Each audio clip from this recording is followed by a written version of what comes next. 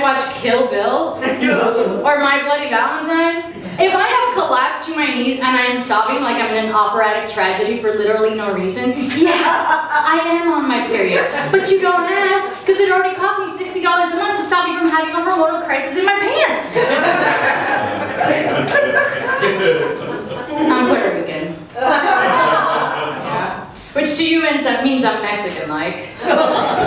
It's fine. I'm Puerto Rican. Yeah, but to Trump it means I'm a second-class citizen. Actually, it's more like I'm not even a citizen. But you know, it's because there's like this big ocean. Who knew an ocean could be that big? Who knew? It's like there was some paper towels at the problem, right? No, you guys don't know this? Yeah. Oh, yeah. But I actually like being Puerto Rican. It's a perfect combination of being foreign and domestic. Because, yeah, like, I'm exotic enough to get interrogated by ICE, but domestic enough to clean your house for minimum wage without you getting arrested. Yeah. We're like the link between you and Mexico. Yeah, so we're not doing the housekeeping at the hotel, but we are managing the department. Yeah.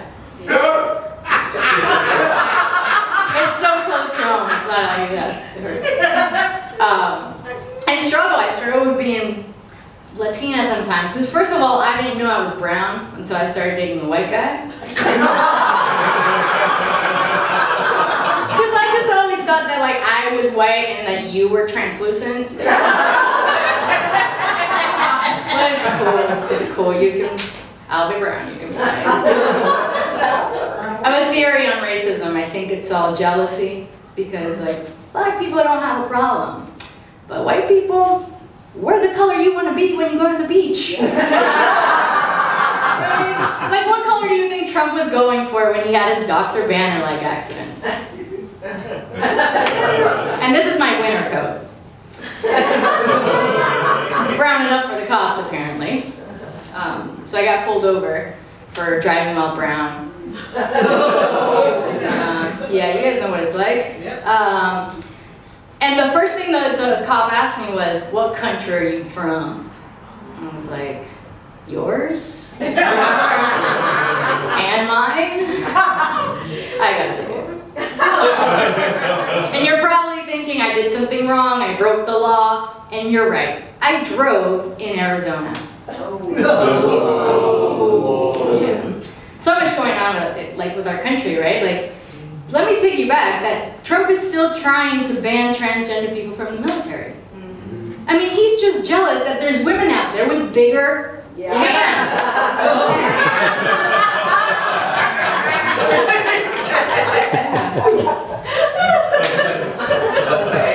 Other things I struggle with being, everyone assumes that I can cook, I can dance, I carry a knife.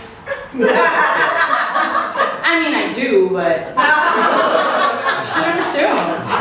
Because there are exceptions. Like, for example, I'm the first Puerto Rican in my family to get married before having kids. So there you go. Unusual. Here's why we have a problem when you lump us all together. Like, when you call us all Mexicans or Mexicans. Apparently the only one they taught you in school. It's because we're just like you, you know? Like, I have a fundamental belief that everyone around the world is the same. We're all a little racist. We are, hear me out. It's like a superiority thing. Like, why do you think the phrase, great state of Mississippi exists? Great? Mississippi ranks the lowest in everything. Great's a little bit of a stretch. The brown people just have like a rivalry thing, right? Like, you don't want to call someone from New York, you don't want to confuse that with Boston, right? Like, what's the biggest insult for a Puerto Rican?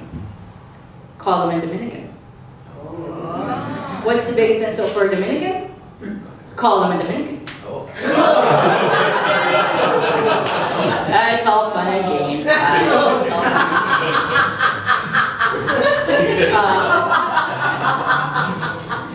So That's so bad. It's bad, that's why I laugh.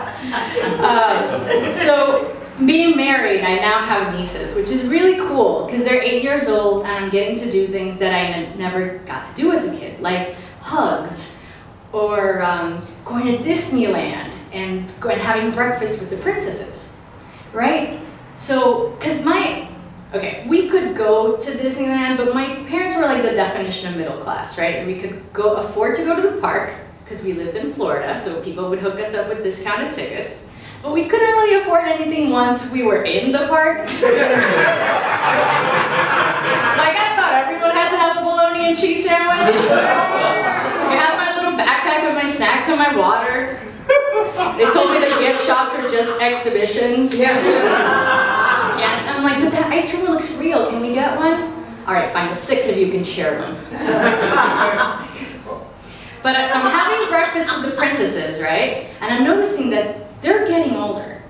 Think about it. When these stories were first written, the girls were like 13, 11. I mean, they were like child brides.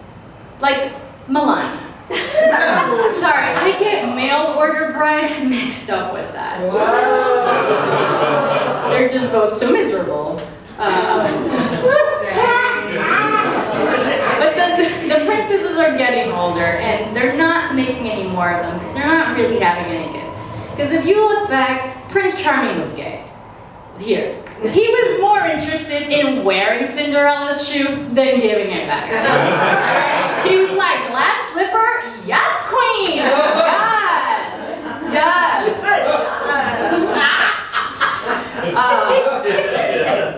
Growing up, there wasn't a princess that I could look up to. Like, there wasn't a Latina princess, right? But I get it, like, Snow White, she had to be a white chick. Like, it wouldn't have worked out Latina. First of all, Slush Brown, not a catchy title. Not a catchy title. And then there's no way she would have been single, living with 7 men, without the entire neighborhood talking about it behind her back. Yeah. Like, if you think your neighbors are nosy, Latino neighbors know more about you than you know about yourself. Yeah. And then let's be real, she's living with 7 men. She'd be dropping babies as she walks. Slush Brown. Slush Brown. Anyone here on Instagram? Nobody's on Instagram. So Instagram, one person. Okay. So Instagram is just like, it's an app, people post pictures and you find out, it connects you to the world in a way. I just found out through Instagram that the bartender at my local bar is now a life coach. Now, I don't want to judge, but you know how they say those who can't do teach? Apparently those who can't live life coach it. Like, there's a trend. Like, is it the people with the crappiest life are all of a sudden life coaches? Right? And do you just go to them and they give you a list of everything they've done and they say, don't do this so you don't end up like me? I mean, it's like getting firewalking lessons from someone with 3rd-degree burns. Or like the couple who gave me marriage advice and said, you should listen to us because between the 2 of us, we have 5 marriages combined. I don't think you're doing it right. Like, volume is not what I'm going for. But these people are getting certified. They are certified life coaches. So now I'm hooked, because I want to be the certifier of the life coaches, because I feel like I know what is needed, like the requirements. Do you have spare time? You can be a life coach. Do you feel like you hit rock bottom? You can be a life coach. Can you say positive words in no particular order? Like, let's just let go of the now and just be present. Let's have future self be really proud of present self. Does that resonate?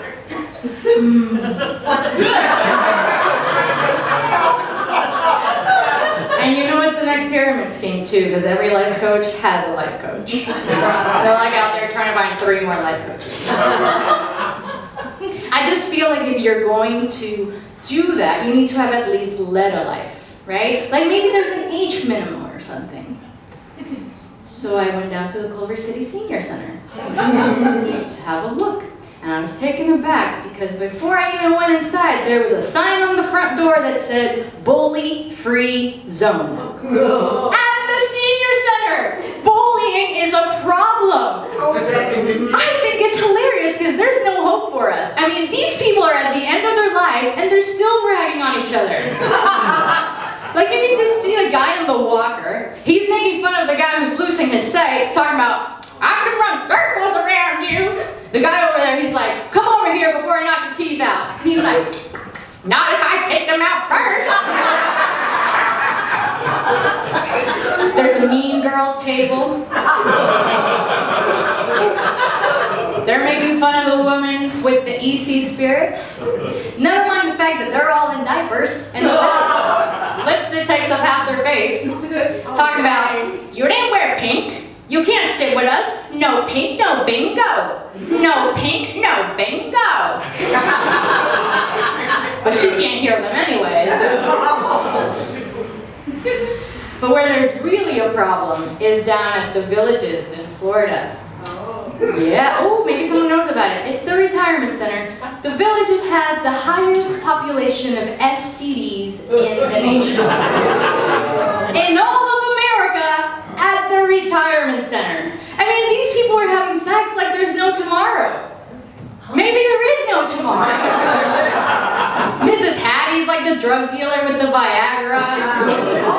They're drunk driving golf carts. It's serious. They need some coaches. End of life coaching. Yeah. So I grew up in a religious household. And when my parents were growing up, they were also very religious. They were Pentecostal. Does anybody know Pentecostals? Yes. Yeah, okay, so we know they're very strict, right? They're like the Amish, but with electricity. So, like, if you're a woman, you can't cut your hair, which does save you $250.